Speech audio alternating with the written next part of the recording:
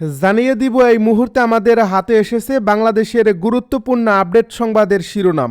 শুরুতেই থাকছে ওসমান হাদি হত্যাকাণ্ড, ফয়সাল সহ সংশ্লিষ্টদের ব্যাংকে 127 কোটি টাকার অস্বাভাবিক লেনদেন। এবারে জানিয়ে দিব প্রধান উপদেষ্টার বক্তব্যে জাতি হতাশ হয়েছে বলছে গোলাম পরোয়ার।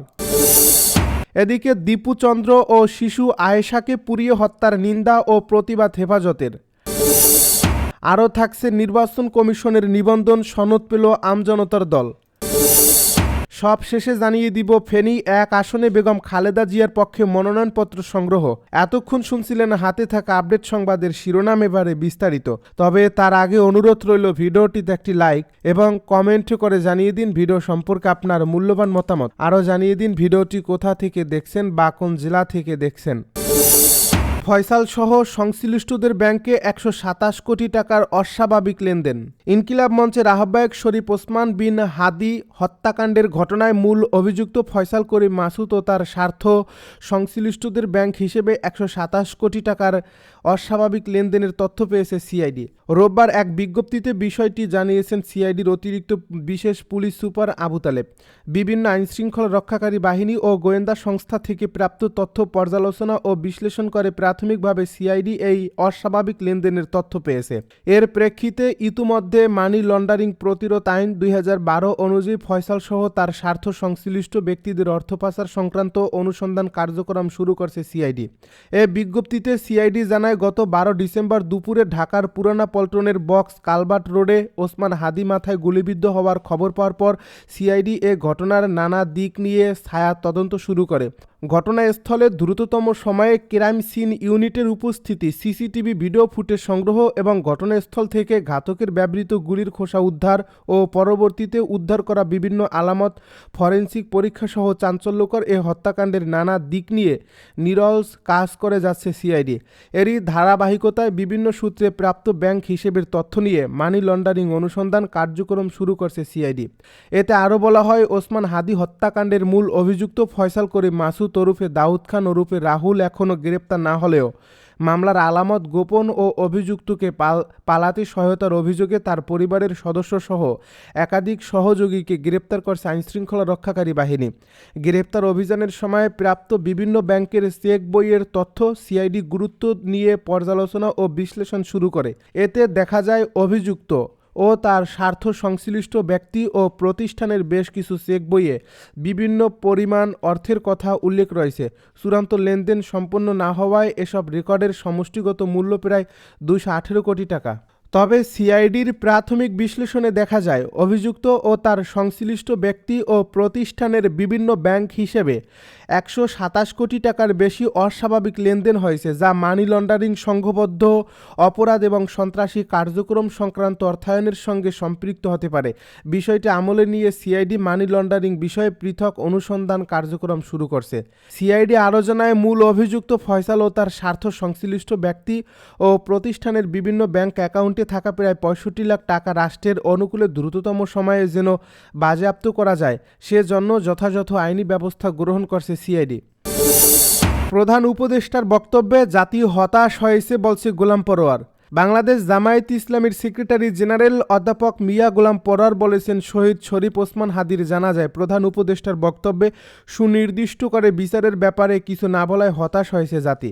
রবিবার রাজধানীর মগবাজারে আল ফালা মিলনায়তনে শরীফ ওসমান বিন হাদির শাহাদাত উপলক্ষে জামায়াতে ইসলামীর দোয়া মাহফিলে তিনি কথা বলেন। জুলাই যোদ্ধাদের জীবনের নিরাপত্তা নিয়ে শঙ্কা প্রকাশ করে তিনি বলেন, হাদিকে গুলির ঘটনা বিচ্ছিন্ন নয়, প্যাকেজ প্রোগ্রাম। সামনে হয়তো এ ধরনের পরিকল্পনা আরও থাকতে পারে আশঙ্কা করে পরোয়ার বলেন, সরকারকে সবার নিরাপত্তা নিশ্চিত করতে হবে। জামায়াতের সেক্রেটারি বলেন, গুলির পর 6 ঘন্টা পরে কেন সীমান্ত সিলগালা করা হয়েছে? গোয়েন্দাদের অভ্যন্তরে লুকিয়ে থাকা ফ্যাসিস্ট ও আধিপত্যবাদের দোসররা লুকিয়ে থেকে খুনিকে পালানোর সুযোগ করে দিয়েছে। দীপু চন্দ্র ও শিশু আয়েশাকে পুড়িয়ে হত্যার নিন্দা ও প্রতিবাদ হেফাজতের। ময়মনসিংহে হিন্দু দীপু চন্দ্র দাস ও লক্ষ্মীপুরের শিশু আয়েশাকে পুড়িয়ে হত্যার তীব্র নিন্দা ও প্রতিবাদ জানিয়ে বিবৃতি দিয়েছেন হেফাজতে ইসলামের যুগ্ম মহাসচিব মাওলানা আজিজুল হক ইসলামাবাদী। রোববার গণমাধ্যমে পাঠানো এক বিবৃতিতে তিনি বলেন, আমরা ময়মনসিংহের দীপুচন্দ্র দাস ও লক্ষ্মীপুরের শিশু আয়েশাকে নৃশংসভাবে পুড়িয়ে হত্যার তীব্র নিন্দা ও প্রতিবাদ জানাচ্ছি। উভয় ঘটনায় জড়িতদের অবিলম্বে গ্রেপ্তার করে দৃষ্টান্তমূলক বিচার নিশ্চিত করতে হবে। গণমাধ্যমে জানা গেছে, পেশায় শ্রমিক দীপুচন্দ্রকে ধর্মের মুখোশে পুড়িয়ে মারার ঘটনাটি পরিকল্পিত। এই নৃশংস হত্যা সংঘটিত হয়েছে মালিক বনাম শ্রমিক দ্বন্দ্বের ফল হিসেবে। নির্বাচন কমিশনের নিবন্ধন সনদ পেল আমজনতার দল। আমজনতার দলের নিবন্ধন সংক্রান্ত দাবি আপত্তি নিষ্পত্তি করে চূড়ান্তভাবে নিবন্ধন সনদ দিয়েছে নির্বাচন কমিশন। রোববার সন্ধ্যায় দলটির সদস্য সচিব তারেক রহমান নির্বাচন কমিশন সচিবালয় থেকে কমিশনের সিনিয়র সচিব আক্তার আহমেদ এর স্বাক্ষরিত নিবন্ধন সনদ সংগ্রহ করেন।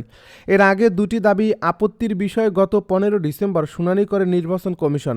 ইসি জানায়, গণপ্রতিনিধিত্ব আদেশ 1972-এর চ্যাপ্টার 6 এর বিধান অনুযায়ী নিবন্ধনের শর্তাদি পূরণ করায় বাংলাদেশ নির্বাচন কমিশন সন্তুষ্ট হয়ে আমজনতার দলকে রাজনৈতিক দল হিসেবে নিবন্ধন করছে।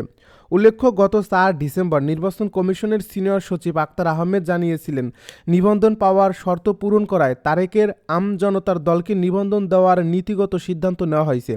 এ বিষয়ে কারোর আপত্তি রয়েছে কিনা তা নিশ্চিত হওয়ার জন্য আগামী 9 ডিসেম্বর সময় দিয়ে গণমাধ্যমে বিজ্ঞপ্তি দেওয়া হয়েছিল।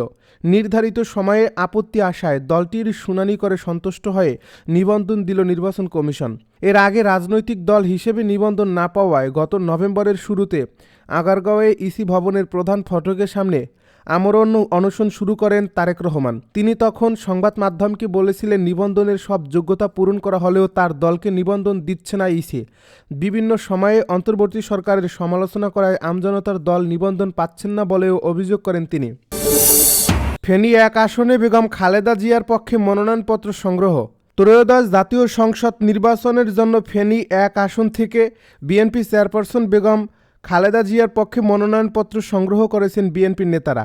আজ রোববার বিকেলে ফেনী জেলা রিটার্নিং কর্মকর্তার কার্যালয় থেকে বিএনপির কেন্দ্রীয় নির্বাহী কমিটির সদস্য আবু তালেবের নেতৃত্বে বিএনপির নেতারা মনোনয়নপত্র সংগ্রহ করেন। এ সময় জেলা জাতীয়তাবাদী আইনজীবী ফোরামের সভাপতি ফরিদ উদ্দিন খান, সাধারণ সম্পাদক পার্থ পাল চৌধুরী, জাতীয়তাবাদী স্বেচ্ছাসেবক দলের ছাগল নাইয়া সভাপতি জাফর আহমেদ প্রমুখ উপস্থিত ছিলেন। মনোনয়নপত্র সংগ্রহ শেষে বিএনপির কেন্দ্রীয় নেতা আবু তালেব বলেন, ফেনী 1 খালেদা জিয়ার আসন। বর্তমানে তিনি অসুস্থ হয়ে হাসপাতালে চিকিৎসাধীন। দলের চেয়ারপারসনের পক্ষে আমরা মনোনয়ন ফরম সংগ্রহ করেছি। আশা করছি তিনি সুস্থ হয়ে আমাদের মাঝে ফিরে আসবেন।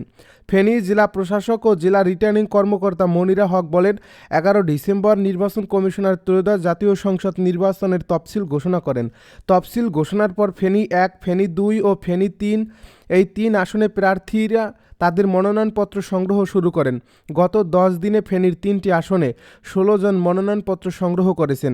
এর মধ্যে বিএনপির মনোনীত 3 জন, জামায়াতের 2 জন, এনসিপির 1 জন, ইসলামী আন্দোলন বাংলাদেশের 3 জন, জাতীয় সমাজতান্ত্রিক দল জেএসডির 2 জন, খেলাফত মজলিসের 1 জন ও দলীয় মনোনয়ন না পাওয়া 4 জন বিএনপির নেতা মনোনয়নপত্র সংগ্রহ করেছেন।